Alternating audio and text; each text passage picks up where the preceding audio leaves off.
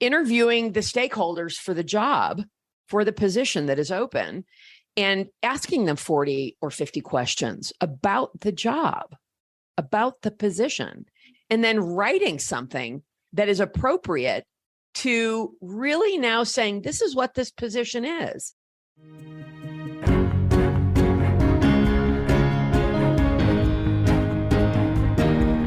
Hello, everyone.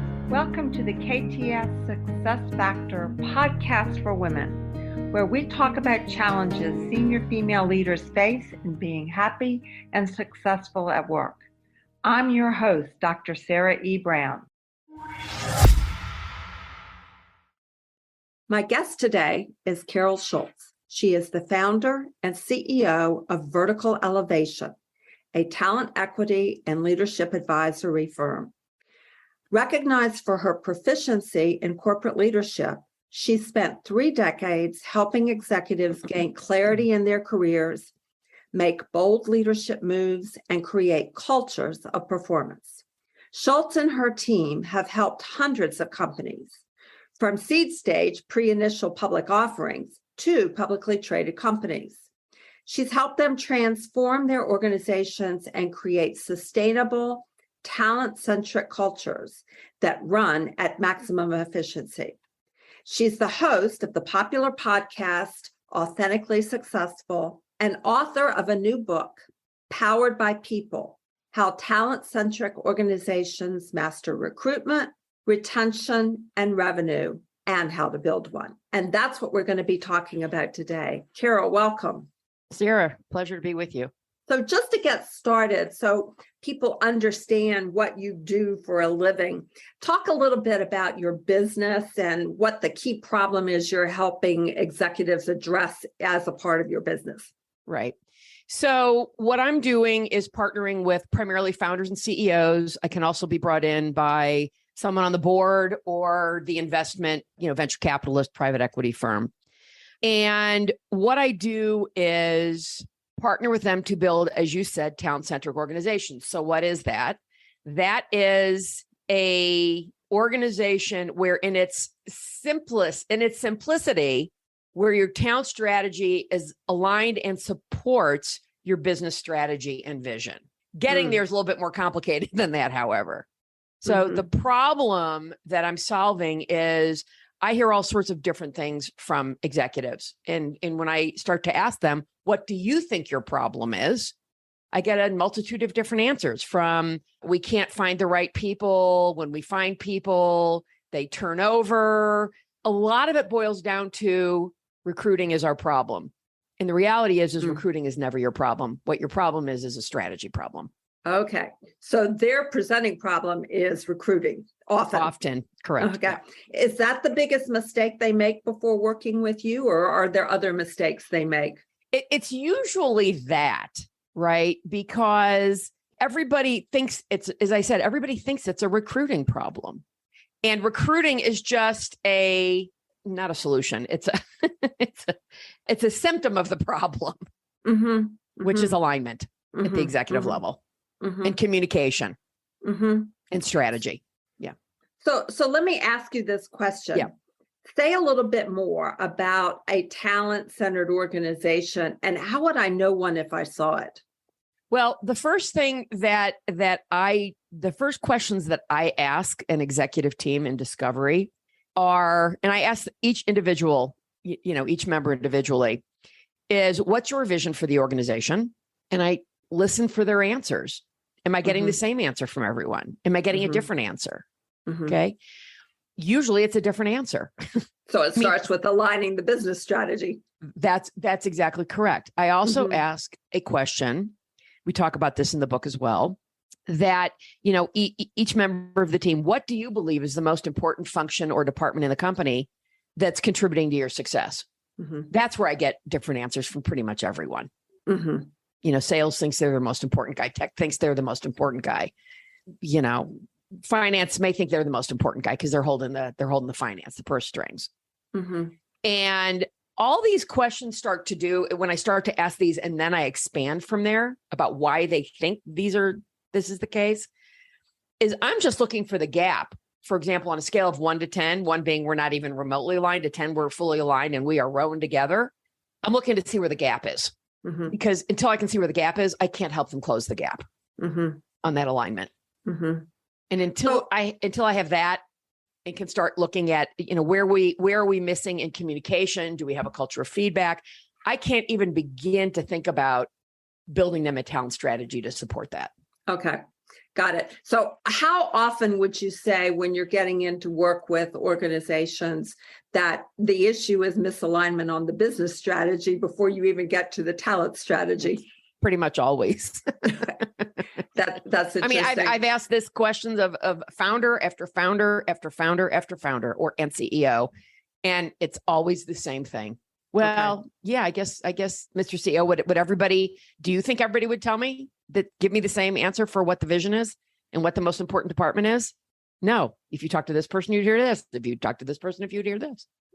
Why is that question around which department is the most important?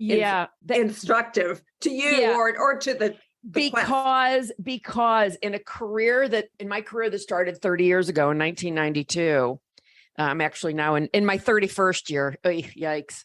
But really I had this epiphany long ago. I can't tell you how many people I talked to where the head of sales, like I said, thinks they're the most important person to our company's success. Or the head of, tech thinks, well, without us, you wouldn't have anything to sell. Or customer success. Well, without us, you wouldn't have, we would have churn, right? And I could go on into each department. And it's a red herring is what it is. In reality, if each of your members of the executive team doesn't actually get that, there is no most important department or function. Okay. Then, that doesn't mean that there won't be ebbs and flows, right? If you've got a technical challenge with your product, that may take a little bit more effort right now. And that may become a little bit more important right now. And if you have got this recruiting issue and you're not aligned and you're having turnover and so on and so forth, and you don't have the right salespeople, or they're not selling, or there's a multitude of issues, then that may be the most important thing right now. But overall, each individual and every single department in the company has to contribute to you being a healthy, sustainable company. Okay, got it. So what you're really trying to do is flush that principle out. That's exactly correct. Yeah. Okay, got it. So in your book, you talk about 3 core principles that are at the center of a talent-centric organization. What are they? Well, the first, as we've been talking a little bit about already, is leadership working under an aligned vision. Everyone can articulate, right? So it has a clear focus on your people. I can get everyone on the executive team aligned, but if that is then not disseminated throughout the organization and built into your talent strategy, you're not going to have that alignment that you need, right? Everything you do drives better experiences for your people. And that, of course, includes the C-suite. The second thing is, as we've talked a little bit about, a talent development strategy from recruiting to succession beyond the C-suite, right? This includes building diversity so that companies don't start to suffer from groupthink, right? And I see it a lot. Look at the executive team on so many companies. It's filled with a bunch of white guys.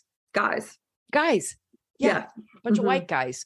And that is overall what we see. Now, there are reasons behind that. And part of that is pipeline control. And that's, I think, a separate conversation. And then the third thing is built-in blind spot awareness from established feedback loops. This is where the coaching comes in, right? So it's about shifting how you think and therefore how you work. You cannot shift how you think and have mindset shifts until we can start coming up with and figuring out where your blind spots are. Because we live in 3 realms. We live in what you know, right? And you know what you don't know. But where great coaching exists, where great coaches work, is in the realm of you don't know what you don't know. So we look for those blind spots. And once I can get those blind spots out and my team can get those out, then we can start to put structures in place to support leaders and employees in moving forward, rather than having those blind spots limit them in their progress. And how do you go about finding those blind spots? Talking, asking questions, listening to what's not being said. It takes a long time. There are, as we talked, because of the low barrier to entry in coaching, everyone's a coach all of a sudden. And most of those coaches, one, don't have any experience. They have little, if any, training. And they often think that what they're doing is coaching when it's really just advisory work or consulting work. Yeah. Right. So consequently, I personally started my own training and development work in 1998. And that launched me into learning how to become a coach. Mm-hmm. And it is having experienced great coaching myself and uncovering my own blind spots along the way helped me become a much better coach to other people. So would it be fair to characterize what you're doing as a bit strategy and a bit coaching all at the same time? Okay. That's exactly correct. It's some of each. It's, my business is coaching and advisory work. Mm-hmm. So why did you want to write a book about this? Because so many people think their problems are something other than what they actually are. And my goal is to disrupt the entire industry so that people start doing it the way it needs to be done. Mm-hmm. There is nothing that gets me more upset than someone who thinks they know my business, the one I turned into an art form over 30 years, better than I do with no experience. Mm-hmm. I mean, it would be like me walking in and saying, "Hey, I can do your brain surgery." Hi, this is Sarah Brown again, the host of the KTS Success Factor podcast for women. I hope you are enjoying this episode and gaining some tips and inspiration on how you can be happier, more successful, and experience less stress at work. If you would like to learn more about how you can empower the women in your organization to do the same, simply click on the show notes to see how you can connect with me. As an added bonus for my podcast guests, you will see how you can book 30 minutes with me to explore how you can implement a scalable self-coaching program for the women in your organization. Simply visit bookachatwithsarahebrown.com. Now back to this informative episode. Or let me take it one step further. I read your book. Right. So what is it that you want the reader to take away from the book? I want the reader to take away from the book that the way they may be looking at things isn't the most effective way to be looking at it. Okay. Right. So one of the things I talk about in the book that I've done a lot of writing about is why talent strategy has zero business reporting to human resources. Zero. Mm-hmm. Human resources does not understand talent strategy because they've never actually done it. And if they have, they did it for such a minimal period of time that they could never get good at it. So that's just one thing. So, I believe that CEOs put talent underneath HR because they just don't know any better. Yeah, they don't know what to do with it either. That's right.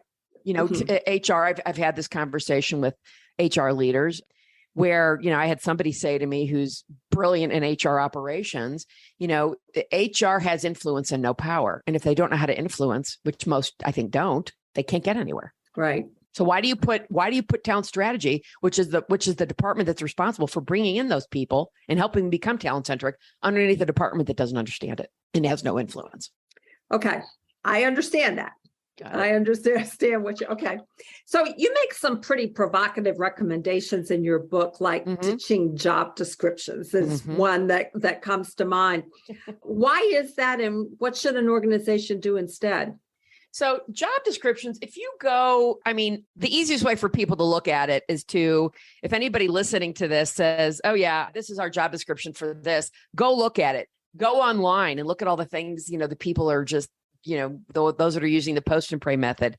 It's not really, a job description is just a litany of bullet points, and sometimes they get creative and think, oh, they're being very cutesy and saying, they talk a little bit about the company, but a position description is something that is built with thought. It's built with time. It's built with me or whomever your consulting partner is or your recruiting partner is, interviewing the stakeholders for the job, for the position that is open, and asking them 40 or 50 questions about the job, about the position, and then writing something that is appropriate to really now saying, this is what this position is. this is not, we're looking for a sales guy and we want you to make sure you're achieving your quota and, your average deal size should be X. I mean, those things can be included in your position description, but that's not a position description in and of itself. Okay, so would it be fair to say that your real recommendation is that there is more care involved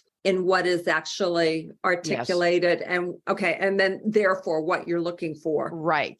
The problem is that so many companies who are doing this on their own with internal recruiters, those recruiters don't know the first thing about how to do this because they've never been trained. Mm-hmm. Mm-hmm. And thus a CEO or founder could say, my problem is recruiting. That's right. It's like a self-fulfilling prophecy, isn't it? And in that case, they might actually be right. Right. Okay. Right. I get it. So if someone who is listening to this as a job seeker, what should be the takeaway for them in terms of looking at a job description that is actually posted or has been sent to them by a recruiter, for example? What should they be wary of? Or is there a way they can take this themselves and turn it to advantage for themselves?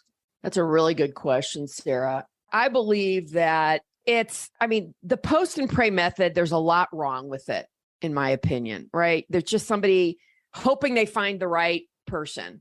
And when, who's looking at the want ads? People who are looking for a job. Mm-hmm. So that still may mean somebody sees a job on LinkedIn or Indeed or one of the other million places that there are to look. So what should they be wary of? That if you decide as a job seeker, you want to apply for this online ad, this online job, be aware that they may never get back to you. Okay. Or they may string you along because they're not communicating with you properly. Mm-hmm. That's one of the biggest things. This is why I have huge issues around this kind of thing about posting jobs as your way to go find people. You need to go headhunt people. That's the way to find people. Okay. That's the takeaway, is you need to be leery of any overture that is not a targeted headhunting kind of thing. Yeah, okay. Whether it's an agency or an internal recruiter, that is correct. Mm-hmm. Okay. I understand that. So as we've talked about, my audience is primarily busy female executives. Yep. And since you're working with founders that are confounded, no pun intended, by talent strategy and the like, why should a busy female executive pay more attention to talent activities? And what would be the one thing she could do that would move her firm in the right direction, whether she's a founder or not? Yeah. Well, I would say the most important thing she can do, whether she be a founder or somebody at the executive level or even below that as a female leader, is to look at how her organization is communicating. Right. So has she built, in a perfect world, she as the founder has built a culture of feedback that is disseminated then throughout the organization. Now, if she's not the founder and she can still, she's still the CEO of her department, right? And she needs to make it clear the importance of feedback in her organization. And she does that by and through example and explaining to her organization, this is what I want to build. I want anyone in my organization to be able to go to anybody above them, to the side of them, or below them, and be able to talk about what you might be challenged with, what's not working for you. Because I see it as the leader of my organization, I see it as a contribution to making us a better, more successful organization.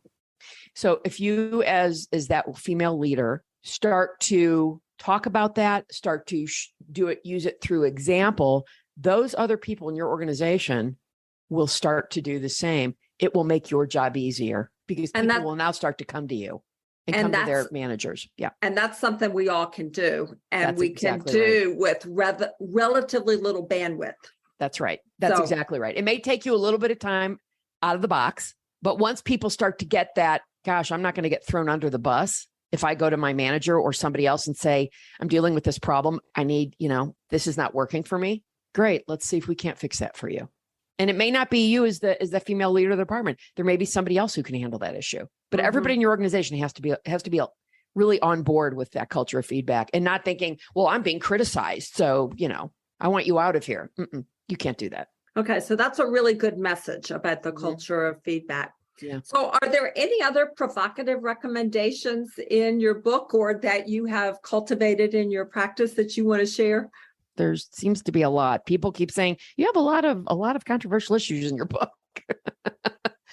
I think the only thing I would share, Sarah, is the importance of being open to a conversation about what it would look like to become talent-centric. Okay.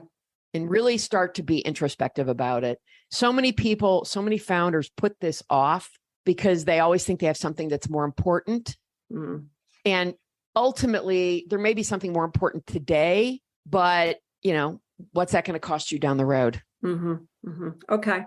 So what have I not asked you, Carol, that I should have that would be helpful to my audience in understanding and taking just one little baby step forward to building a talent-centric organization? That's a really good question. It's funny. I ask the same thing at the end of my podcast to my guests.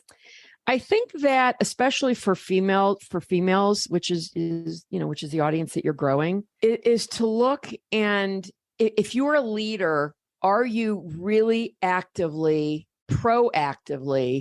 putting your hand down for other women and helping them like men have done in time and memoriam, right? And if you as a woman who are not a leader and you're looking toward your women leaders to say, hey, are you willing to help me up? Because I've seen women who are like, no, sorry, I don't have time. I can't do it. And then you might want to take a look at, are you with the right organization? Okay. Very good. Very good advice. So Carol, tell people where they can find you and also mention how they can find your podcast. Right. So they can find me, Carol, at verticalelevation.com. They can find me through my website, verticalelevation.com. My podcast is on all the streaming services, Authentically Successful. I also have a link to it on my website at Vertical Elevation up at the top. So it's easy to find that way as well. You can listen to it on the website or on any of the streaming services. Great. Carol, we also have a YouTube channel and Twitter and LinkedIn, of course, for it. Carol, thank you so much for being with me today. Now, Sarah, it was really a pleasure. I appreciate you having me. Thanks for listening to the KTS Success Factor podcast for women. If you like what you are hearing, please go to iTunes to subscribe, rate us, and leave a review. And if you would like more information on how we can help women in your organization to thrive, then go to www.sarahebrown.com. You can sign up for our newsletter, read show notes and learn more about our podcast guests, read my blog, browse through the books, or contact us for a chat. Goodbye for now.